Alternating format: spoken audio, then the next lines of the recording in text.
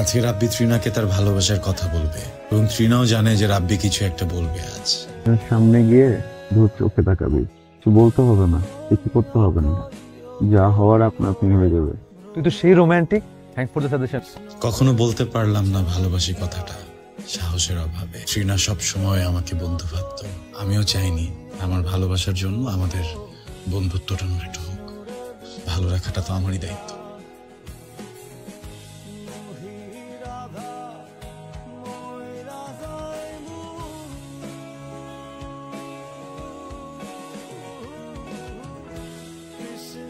না বলা ভালোবাসাগুলো দূর থেকেই সুন্দর।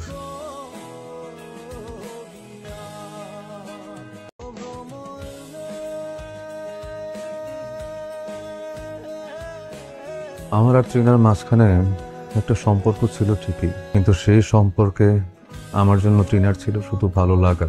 কিন্তু তুই চলে যাওয়ার পর তৃণার চোখে আমি তোর জন্য যেটা দেখছি সেটা ছিল ভালোবাসা।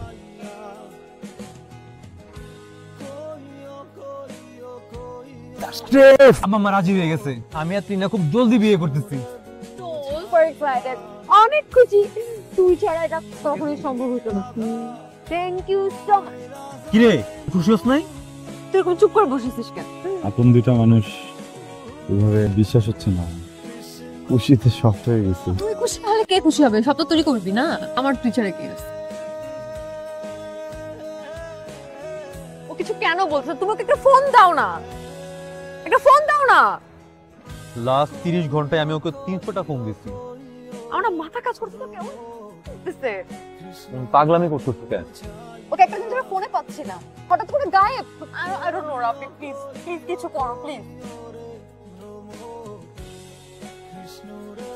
আমি আসলে বিয়েটা করতে পারবো না। আই থিংক আমি তাশরিফকে ভীষণ রকমের ভালোবাসি। তাশরিফ নিজেও আমাকে পাগলের মতো ভালোবাসে। আমি জানি না ও কেন কখনো আমাকে কিছু খুলে বলেনি, কখনো আমাকে বুঝতেও দেয়নি। তুমি তোমার লাইফে যে ডিসিশনই নাও না কেন, থাকুক না থাকুক আমি পাশে আছি। থ্যাংক ইউ রাব্বি।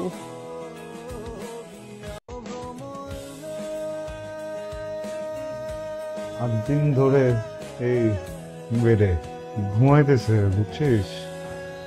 আমি ডক্টরের সাথে কথা বলছি, ডক্টর বলছো জলদি সুস্থ হয়ে যাবে। চেয়েছিলাম হারিয়ে যাব বহু দূরে, কিন্তু পারলাম কই। ও তো আমাকে নিয়েই আসলো। তা আমি তো এখনো ওর অপেক্ষায়। আমরা মানুষ খুব বিচিত্রময়, কখনো এক স্থানে থাকতে পারি না। এই গোটা পৃথিবীতে মানুষের সব থেকে বড় দুর্বলতা কি জানেন? মায়ার বাঁধনে পড়া, যে বাঁধন খোলা হয়ে থাকে একমাত্র মৃত্যুতে।